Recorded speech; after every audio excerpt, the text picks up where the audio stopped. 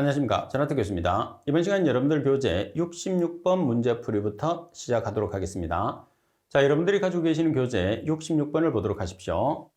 자, 비소를 자외선 가시선 분광법으로 분석 시 발생되는 비와 수소를 다이에틸 다이티오 카르바민산원의 피리딘 용액에 흡수시키면 나타나는 색깔은 그랬어요. 자, 이 말은 무슨 말이냐면 우리가 지금 자외선 가시선 분광법을 이용해서 분석하게 되면 발색되는 색깔이 있고 우리가 흑광도를 측정하는 파장을 정확하게 기억을 하라고 그랬잖아요. 그때 나타나는 발색되는 색깔을 뜻하는 거죠. 자, 발색되는 색깔이 무슨 색깔이 나타나죠? 적자색. 적색 계통은 500대의 파장이니까 측정하는 파장은 530나노미터. 색깔은 적자색이 되니까 가번이 정답입니다. 자, 풀이 여러분들 꼭 확인을 해 놓으셔야 돼요. 그리고 67번 문제를 보시게 되면 비소를 자외선 가시선 분광법으로 측정했을 때 내용으로 틀린 것은 가번의 정량 한계는 0.002mg이다. 답안의 적자색의 확광도를 530나노미터에서 측정한다. 답안의 정량 범위는 0.002에서 0.01mg이다. 답안의 시료 중에 비소를 아연을 넣어서 삼과 비소로 환원한다. 자, 여기서 여러분들이 라번에 대한 설명을 보시게 되면 시료 중에 비소를 삼과 비소로 먼저 환원을 시켜요. 환원을 시킨 다음에 아연을 넣은 다음에는 다시 비화수소를 발생시킬 때 아연을 넣는다고 그랬어요. 아연을 넣는 순서는 비화수소를 발생시킬 때, 따라서 라번은 순서가 틀렸어요. 그죠? 그리고 68번 문제를 보시게 되면 다량의 점토질 또는 규산염을 함유한 시료에 적용되는 시료의 전처리 방법으로 가장 옳은 것은, 자, 이 정도 이제 나면 점토질의 점, 규산염의 규, 그러면 점규 또는 절규. 그럼 점규 또는 절규가 들어가는 것은 뭐죠? 우리가 답을 찾아냈을 때 문제 조건에서 보시게 되면 과불절규 이렇게 돼 있죠. 자, 여기서는 우리가 외울 때는 이렇게 외우라고 했어요. 여기서 과는 과염소산, 불화수소산. 자, 과염소산, 불화수소산. 절은 점토질, 규는 규산염. 그럼 정답은 가번이 되는 거죠. 반면에 질산염산법 같은 경우에서는 여러분들 여기서 보면 금속, 그리고 인산염, 따라서 염산, 임금주고, 임금주고 이렇게 외우면 돼요. 그죠? 자, 그리고 답번에 보시게 되면 질산과염소 분해법은 유기물이 높은 비율로 함유하면서 산화분해가 어려운 시료. 산화분해가 어려운 시료이기 때문에 과산화가 어려운 이렇게. 자, 그리고 질산황산분해법은 유기물을 많이 함유한다고 했어요. 그래서 황만은 이렇게 외우는 거죠. 따라서 여러분들이 산분해 같은 경우에서는 암기법을 얼마만큼 잘 활용하느냐에 따라서 아주 쉽게 문제를 맞출 수 있죠. 자, 그래서 제가 설명드리는 암기법은 여러분들이 꼭 숙지를 해야 됩니다. 자, 그리고 69번 총칙의 용어 설명으로 옳지 않은 것은, 갑은 액상 폐기물이라고 하면 고형물의 함량이 얼마죠? 5% 미만. 반고상은 5% 이상 15% 미만. 고상은 15% 이상. 답안에 방울수를 하게 되면 20도씨에서 자, 20도씨에서 정제수 20방울을 떨어뜨렸을 때 얼마가 되는 거? 1ml가 되는 거. 바로 정답이네요. 답안의 시험 조작 중에서 적시라는 것은 30초 이내.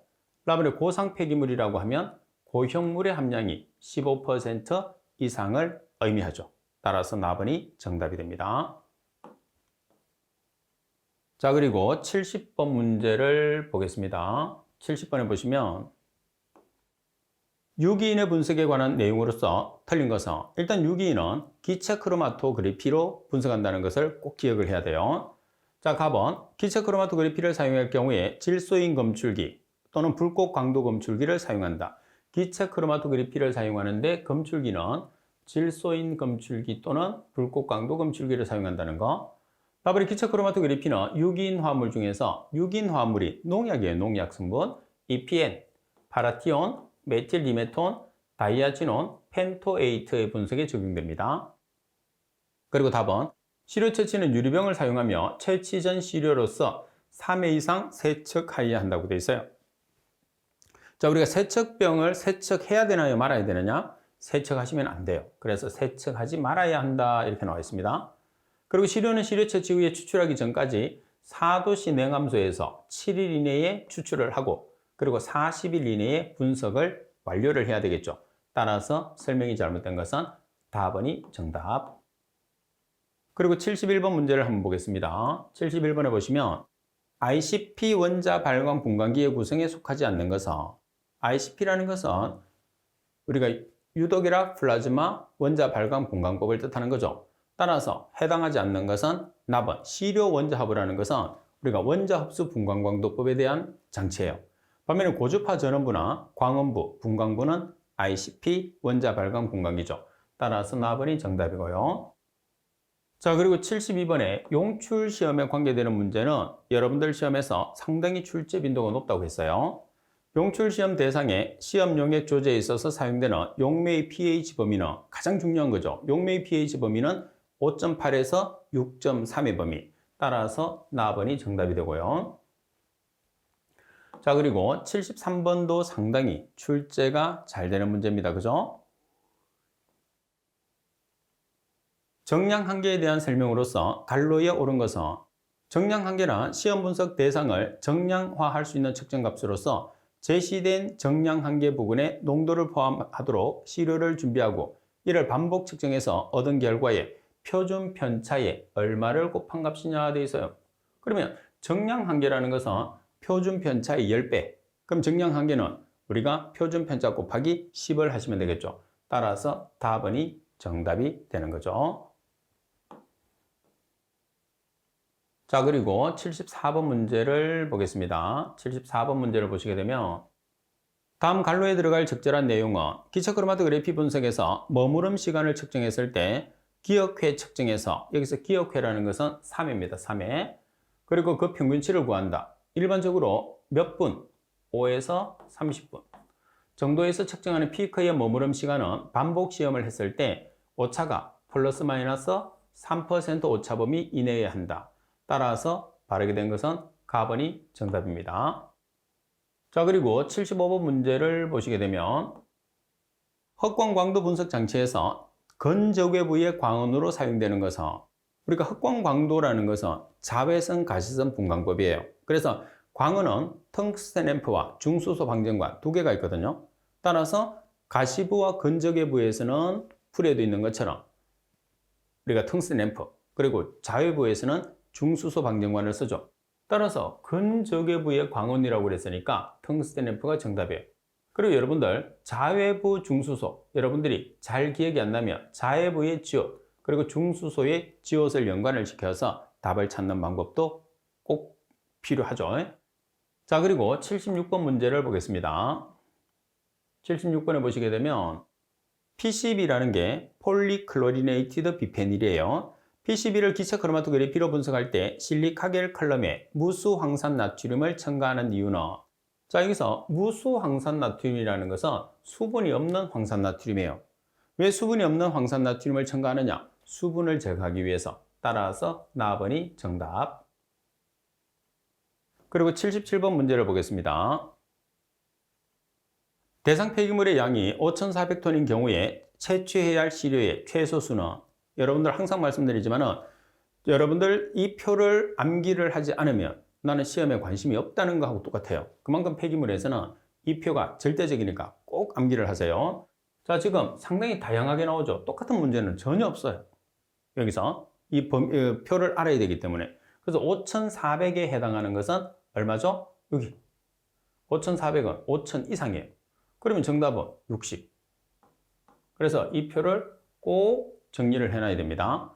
1톤 미만은 6, 1에서 5는 10, 5톤 이상 30톤 미만은 14, 30톤 이상 100톤 미만은 20, 100톤 이상 500톤 미만은 30, 500톤 이상 1000톤 미만은 36, 1000톤 이상 5000톤 미만은 50, 5000톤 이상은 최소 시료의 최소수가 60이 된다는 거 꼭 기억을 해야 됩니다. 아주 중요해요. 자, 그리고 78번 문제를 보겠습니다. 78번에 보시게 되면 폐기물의 용출 시험 방법에 관한 사항으로서 갈로에 옳은 내용은 시료 용액의 조제가 끝난 혼합액을 상온상압해서 진탕 횟수가 매분 200회, 진폭은 4에서 5cm, 그리고 진탕기를 사용해서 갈로 시간 동안 연속 진탕한다고 되어 있죠. 자, 그러면 진탕 횟수는 매분당 200회, 그리고 진폭은 4에서 5cm, 그리고 진탕 시간은 몇 시간이 되는 거죠? 6시간 동안 진탕을 하는 거죠. 따라서 정답은 답은 풀이 같이 기억해 놓으세요. 진탕 횟수는 매분당 200회, 진폭은 4에서 5cm, 진탕 시간은 6시간이라는 거 중요하죠. 자, 그리고 79번에 보시면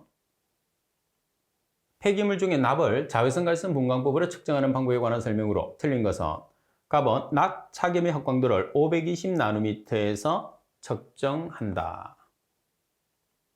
자, 그리고 나번에 보시게 되면 전처리를 하지 않고 직접 시료를 사용하는 경우에 시료 중에 시안화합물이 함유되어 있으며 염산산성으로 끓여서 시안화합물을 완전히 분해 제거한 다음에 실험한다.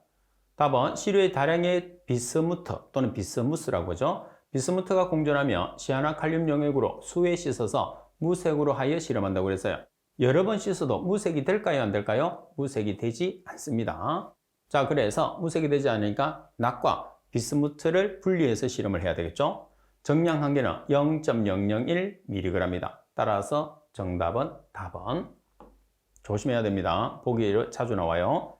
자, 그리고 80번 문제를 보시게 되면 기체 크로마토그래피의 검출기 중에서 인 또는 유황 화합물을 선택적으로 검출할 수 있는 것으로 운반가스와 조연가스의 혼합부, 수소 공급부, 연소 노즐, 광학 필터, 광전자 정배관 및 전원 등으로 구성된 것은 여기서 가장 핵심은 뭐예요? 인과 유황 화합물을 선택적으로 검출할 수 있는 검출기라는 거죠. 그래서 인과 유황 화합물이니까 FPD라는 불꽃 광도 검출기를 설명하고 있습니다. 따라서 FPD. 자, FPD니까 답번이 정답 불꽃 광도 검출기예요. 자, 그리고 제호 과목 관계 복귀입니다. 81번. 음식물류 폐기물 발생 억제 계획의 수립 주기는 시험에서 상당히 잘 나오죠. 자, 음식물 폐기물의 발생 억제 계획 수립 주기는 몇 년이죠? 5년. 중요합니다. 자, 그리고 82번 문제를 보겠습니다. 82번에 보시게 되면 지정 폐기물의 수집 운반 보관 기준에 관한 설명으로 옳은 것은 그럼 3개가 틀렸다는 소리예요. 그죠? 자, 갑은 폐농약이나 폐촉매는 보관 개시일로부터 30일을 초과해서 보관해서는 안 된다고 돼 있어요. 여기서 30일이 아니고 45일을 초과해서는 안 됩니다. 다음에 수집이나 운반 차량은 녹색, 도색을 한다고 돼 있는데 녹색이 아니고 노란색. 그리고 답은 지정 폐기물과 지정 폐기물 외의 폐기물은 구분 없이 보관해서는 안 되죠. 구분을 해서 보관해야 됩니다. 다음에 폐유기 용제는 휘발되지 아니하도록 밀폐된 용기에 보관해야 된다. 밀폐된 용기에 보관. 따라서 바르게 된 설명은 라번이 정답. 자, 그리고 83번 문제를 보겠습니다. 자, 83번에 보시게 되면 제출된 폐기물의 처리 사업 계획서에 적합 통보를 받은 자가 천재지변이나 그 밖에 부득이한 사유로 정해진 기간 내에 허가 신청을 하지 못한 경우에 실시하는 연장 기간에 대한 설명으로 간로의 기간이 옳게 나열된 것은 폐기물 수집 운반업의 경우에는 총 연장 기간이 기업, 폐기물 최종 처분업과 폐기물 종합 처분의 경우에서는 총 연장 기간이 니은의 범위에서 허가 신청 기간을 연장할 수 있다. 그래서 지금 여기에서는 연장을 나타내는 거예요. 연장. 그죠? 자, 그러면 여기서 수집 운반업의 경우에서 총 연장 기간은 얼마가 되는 거죠? 6개월. 자, 그리고 폐기물의 최종 처분업과 폐기물의 종합 처분업의 경우에서 우리가 총 연장 기간은 2년입니다. 그래서 나번이 정답.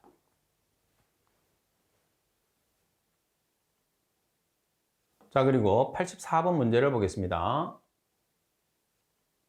환경부 장관, 시도지사 또는 신양군수구청장은 관계 공무원에게 사무소나 사업장 등에 출입해서 관계 서류나 시설 또는 장비 등을 검사하게 할 수 있다. 이에 따른 보고를 하지 아니하거나 거짓 보고를 한 자에 대한 과태료 기준은 얼마죠? 100만 원 이하의 과태료가 되니까 가번이겠죠. 자, 과태료라는 것은 행정상의 처분, 그리고 벌금이라는 것은 형사상의 처분으로 알고 계시면 됩니다. 자, 그리고 85번 문제를 보시게 되면 관할구역의 폐기물의 배출 및 처리 상황을 파악해서 폐기물이 적정하게 처리될 수 있도록 폐기물 처리 시설을 설치 운영하여야 하는 자는. 자, 여기서 폐기물 처리 시설을 설치 운영하여야 하는 자는 이렇게 나왔어요. 자, 누가 될까요? 우리가 보통 지자체에 있는 특별자치시장, 특별자치도지사, 그리고 시장, 군수, 구청장이 해당하겠죠. 그래서 라번이 정답입니다. 자, 그리고 86번 문제를 보시게 되면 자, 의료 폐기물에 관계되는 문제는 시험에서 상당히 자주 출제된다고 했어요. 잘 구별을 해 놓으셔야 됩니다. 위의 의료 폐기물 중에서 조직물류 폐기물에 해당하는 것은 가번에 폐혈액백, 나번에 혈액투석 시 사용된 폐기물, 다번에 혈액, 고름 및 혈액 생성물, 그리고 폐함항제.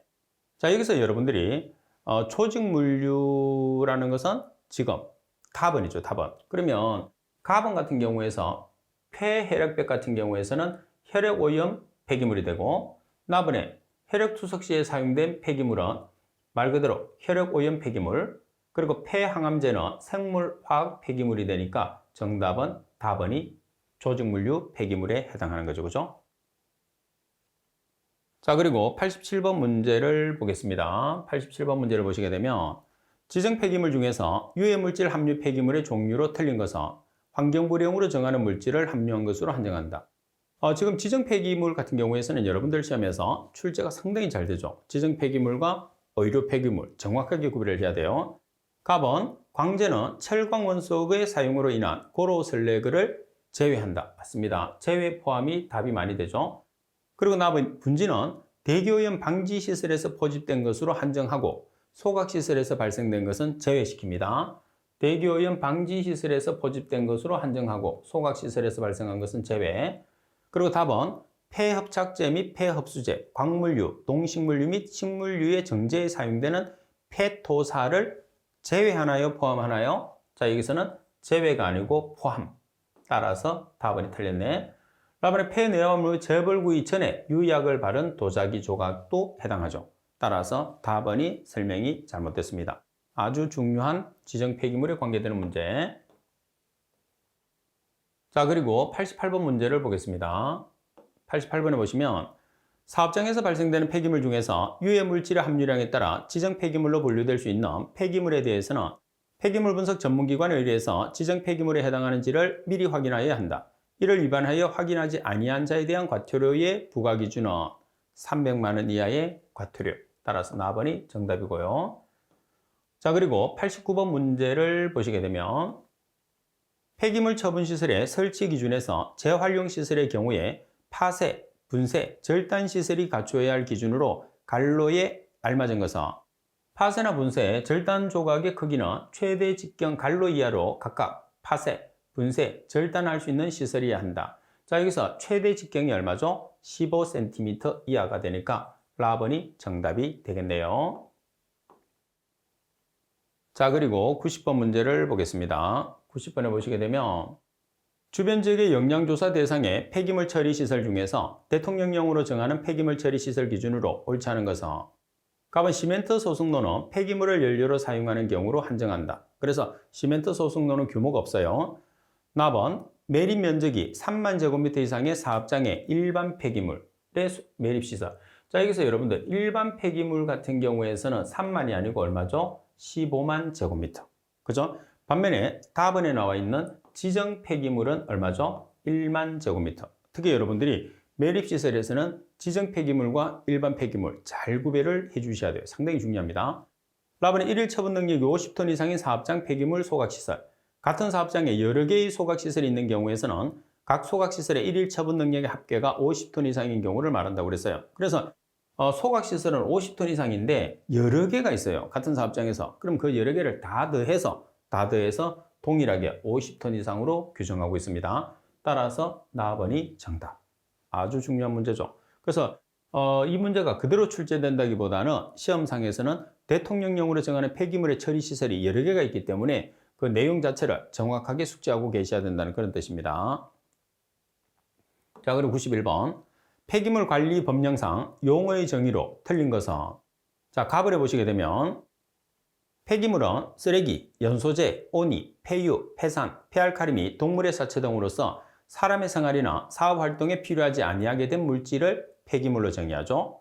자, 납은 폐기물 처리 시설은 폐기물의 중간 처분 시설 및 최종 처분 시설 중에서 재활용 처리 시설을 제외한 환경부령으로 정하는 시설이라고 그랬어요. 자, 우리가 폐기물 관리 법령에서는 환경부령이 아니고 누구의 명령으로 정하죠? 대통령령. 다음에 지정 폐기물은 사업장 폐기물 중에서 폐유, 폐산 등의 주변 환경을 오염시킬 수 있거나 의료 폐기물 등의 인체에 위해를 줄 수 있는 해로운 물질로서 대통령령으로 정하는 폐기물을 이야기합니다. 자, 그리고 일단 정답은 나번입니다. 자, 그리고 라번을 한번 보겠습니다. 자, 라번에 보시면 폐기물의 감량화 시설은 생산 공정에서 발생하는 폐기물의 양을 줄이고 사업장 내에서 재활용을 통해서 폐기물 배출을 최소화하는 시설로서 대통령령으로 정하는 시설. 따라서 정답은 나번이 정답이 되고요. 자, 그리고 92번 문제를 보시게 되면 폐기물 처리 시설인 중간 처분 시설 중에서 기계적 처분 시설의 종류로 틀린 것은, 자, 이 문제도 상당히 잘 나오죠. 기계적 처분 시설의 종류입니다. 가번의 절단 시설은 동력이 7.5kW 이상인 시설로 한정한다. 다음은 응집 심전 시설은 동력이 15kW 이상인 시설로 한정한다. 다음은 압축 시설은 동력이 7.5kW 이상인 시설로 한정한다. 다음은 탈수 건조 시설. 자, 나번에는 응집 심전 시설 같은 경우에서는 일단 기계적 처분 시설이 해당하지 않아요. 어떤 시설이죠? 화학적 처분 시설에 해당해요. 그래서 응집 심전 시설은 여기서 정답이 되는 거죠. 자, 팁에 보면 기계적 처분 시설을 설명을 해뒀는데 잘 기억을 해야 됩니다. 압축 시설, 그리고 파쇄 분쇄 시설, 절단 시설, 용융 시설은 규모가 있죠. 압축과 절단과 용융은 7.5kW 이상의 동력. 반면에 분쇄나 파쇄 시설은 동력이 15kW 이상입니다. 자, 그리고 정발 농축 시설, 정제 시설, 유수 분리 시설, 탈수 건조 시설, 멸균 분쇄 시설도 해당하지. 여기 해당하죠, 그죠? 잘 기억을 해 놓도록 하십시오. 자, 그리고 93번 문제를 보겠습니다. 폐기물 발생 억제 지침 준수 의무의 대상 배출자의 규모 기준으로 옳은 것은, 자, 여기서는 여러분들이 배출량은 몇 년간 연평균을 내느냐? 3년간이에요, 3년간. 자, 3년간 연간 평균치인데 지정 폐기물이냐, 지정 폐기물 외의 물질이냐가 다르죠. 따라서 지정 폐기물은 100톤 이상, 그리고 지정 폐기물 외의 물질은 1000톤 이상. 지정 폐기물이 아니라는 소리는 일반 폐기물이라는 소리입니다. 그죠? 그래서 최근 3년간 연평균 배출량을 기준을 하는데 지정 폐기물은 100톤 이상, 그리고 지정 폐기물 외의 폐기물은 1000톤 이상이라는 것을 꼭 숙지를 하고 계셔야 됩니다. 아주 중요한 문제예요. 자, 그러면 옳은 것을 찾으시오 그랬으니까 2년이 들어가는 건 다 빼세요. 자, 그리고 3년이 들어갔어요. 그런 다음에 지정 폐기물. 자, 여기서도 지정 폐기물. 지정 폐기물은 100톤 이상. 답이 정답이죠. 그래서 하나씩 답이 아닌 것을 지워서 나가면서 답을 찾는 게 중요하죠. 자, 그리고 94번. 대통령령으로 정하는 폐기물 처리 시설을 설치 운영하는 자는 그 시설의 유지 관리에 관한 기술 업무를 담당하게 하기 위해서 기술관리인을 임명하거나 기술관리 능력이 있다고 대통령령으로 정하는 자와 기술관리 대행 계약을 체결해야 한다. 이를 위반해서 기술관리인을 임명하지 아니하고 기술관리 대행 계약을 체결하지 아니한 자에 대한 과태료 처분 기준은 1천만 원 이하의 과태료. 그래서 과태료 중에서는 상당히 큰 금액이죠. 라번이 정답이 되고. 자, 그리고 95번 문제를 보겠습니다. 95번에 보시게 되면 대통령령으로 정하는 폐기물 처리 시설을 설치 운영하는 자는 그 처리 시설에서 배출되는 오염물질을 측정하거나 환경부령으로 정하는 측정기관으로 하여금 측정하게 하고 그 결과를 환경부 장관에게 제출해야 하는데, 이때 환경부령으로 정하는 측정기관에 해당하지 않는 것은, 자, 환경부령으로 정하는 측정기관입니다. 가번에 보건환경연구원 해당합니다. 다음에 국립환경과학원 해당하지 않죠. 한국환경공단 해당하고 수도권 매립지 관리공사. 국립환경과학원은 수질이나 주로 대기에 해당하는 거예요. 폐기물은 주로 한국환경공단이죠. 따라서 정답은 나번이 정답.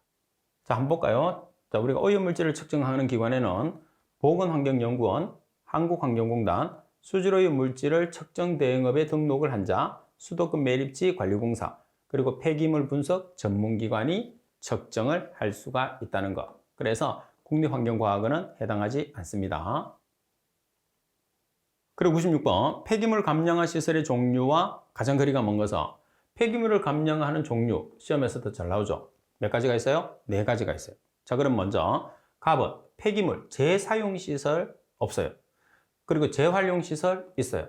폐기물 재이용시설, 재사용이 아니고 재이용시설입니다. 그리고 공정개선시설, 그리고 나머지 한 개는 감량화시설. 따라서 가번이 정답. 재활용, 재이용, 공정개선, 감량화. 그래서 재이용 대신에 문구를 살짝 바꾸는 거죠. 재사용으로. 그러면 정확하게 개념을 여러분들이 암기를 안 해놓은 학생들은 헷갈릴 수밖에 없죠. 그래서 정확하게 이론 부분은 개념 정리를 하고 문제를 풀어보는 게 중요해요.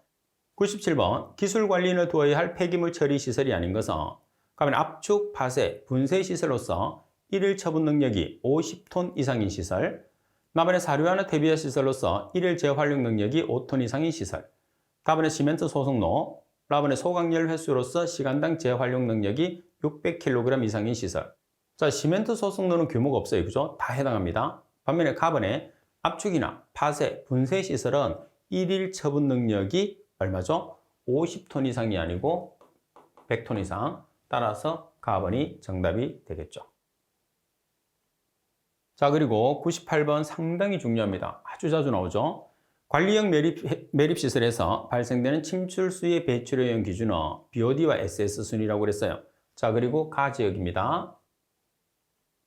먼저 여러분들이 지금 보시게 되면 생물화학적 산소 요구량이라는 BOD, 그리고 부유물질량이라는 SS, 이 두 개는 기준치가 같아요. 그죠? 청정지역, 가지역, 나지역을 순서대로 나타내보면 30, 50, 70. 그래서 3, 5, 7 이렇게 기억하도 되고 암기법은 필요 없어요. 그냥 여러분들이 외우는 게 더 편해요. 반면에 화학적 산소 요구량이라는 COD 같은 경우에서는 200, 300, 400. 100에서부터 시작하는 게 아니고 200에서부터 100씩 증가한다. 200, 300, 400. 그러면 지금 가지역이에요. 가지역. 가지역에서 여러분들 BOD와 SS라고 그랬으니까 BOD라는 것은 생물화학적 산소 요구량, SS는 부유물질량이니까 두 개가 같은 값이 돼야 돼요. 그죠? 얼마의 값을 가지죠? 가지역이니까 50. 따라서 50과 50이 돼야 돼요. 값이 서로 다른 것은 일단 여러분들이 답에서 제외시켜야 돼요. 그러면 두 개 중에 한 개가 답이 나오는 거죠. 같은 값이 있기 때문에. 자, 그리고 99번 문제를 보겠습니다. 자, 99번 문제를 보시게 되면 폐기물 처리 시설에 설치 승인 신청서에 첨부해야 되는 서류로 가장 거리가 먼 것은 가번에 처분 또는 재활용 후에 발생되는 폐기물의 처분 또는 재활용 계획서, 다음에 처분 대상 폐기물의 발생 저감 계획서, 다음에 폐기물 처분 시설 또는 재활용 시설의 설계 도서, 그리고 라번에 보시면 폐기물 처분 시설 또는 재활용 시설의 설치 및 장비 확보 계획서가 필요하죠. 따라서 해당하지 않는 것은 나번이고, 지금 여기 보시면 여러분들 서류가 상당히 많아요. 그래서 이 문제는 자주 출제되지 않기 때문에 여러분들이 외우라고는 말을 못 하겠어요. 참고적으로 여러분들 한 번씩 봐주는 문제라고 생각하세요. 자, 그리고 여러분들 100번을 보겠습니다. 주변 지역의 영양조사 대상 폐기물 처리 시설의 기준으로 옳은 것은 자, 매립 면적이 갈로 제곱미터 이상의 사업장의 일반 폐기물 매립시설. 자, 폐기물은 폐기물인데 일반 폐기물의 매립시설이에요. 그러면 일반 폐기물이 있으면 또 뭐가 있어요? 지정 폐기물. 그래서 여러분들 매립시설에서 일반 폐기물의 규모와 그리고 지정 폐기물의 규모. 여기서 규모는 면적을 뜻하는 거죠. 시험에서 상당히 자주 나오니까 꼭 숙지하세요. 풀이에 있습니다. 자, 그럼 먼저 일반 폐기물을 여러분들 보시면 일반 폐기물은 면적이 15만 제곱미터 이상. 자, 그리고 지정 폐기물은 1만 제곱미터 이상. 따라서 정답을 먼저 찾아보면 15만. 그래서 시험상에서는 일반 폐기물이 나올 수도 있고, 그리고 지정 폐기물이 나올 수도 있겠죠. 그럼 두 개 중에 어떤 내용이 나오든지 간에 여러분들은 반드시 문제를 맞춰야 돼요. 그리고 우리가 지금 풀어본 것도 많지만은 시험에서 상당히 자주 출제된다고 제가 이론에서도 정리를 하고 또 지금도 한 번 더 강조를 해드리잖아요. 그러니까 꼭 기억을 해서 맞춰야 됩니다. 자주 나올 수 있는 문제는 항상 나온다고 봐야 되겠죠. 따라서 일반은 15만 제곱미터, 지정은 1만 제곱미터 이상이라는 것을 반드시 여러분들이 숙지를 해 주셔야 됩니다. 자, 이번 시간 수업은 이것으로 마치도록 하겠습니다. 수고하셨습니다.